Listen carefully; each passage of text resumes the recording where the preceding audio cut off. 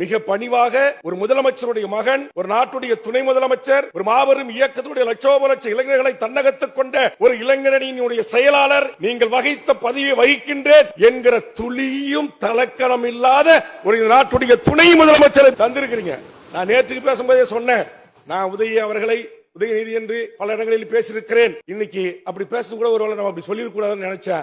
ஆனா இன்னைக்கு லட்சோப லட்ச மாணவர்கள், சாதாரண குக்கிராமத்தில் பிறந்த ஏழை எளிய தாழ்த்தப்பட்ட குடிசையில் பிறந்த குழந்தை செல்வங்கள் கூட இன்றைக்கு உலகளாவிய சாதனைகளாக வந்து இவர்களுடைய கரங்களால் பரிசு வாங்குகின்ற போது சிரித்த முகத்தோட உதயண்ணான்னு குழந்தை செல்வங்கள் கூப்பிடுறது, அதில் நான் கூட்டுறது கூட தப்பில்லை என்று நான் என்னை தேற்றிக் கொண்டேன்.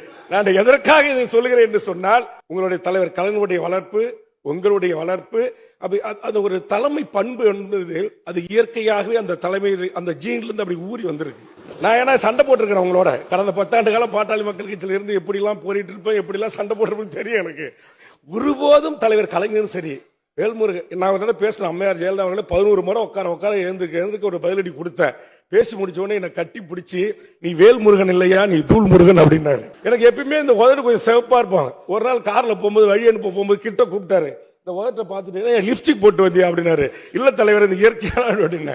அதனால எவ்வளவுதான் எதிர்வரிசையில் நின்று நாம் விமர்சனம் செய்தாலும் சொற்போர் செய்தாலும் கூட அதை மிக லாகவமாக தனதாக்கி கொள்ளுகிற ஒரு மகத்தான தலைவன் முத்தமிழறிஞன் கலைஞன் அவர்கள்.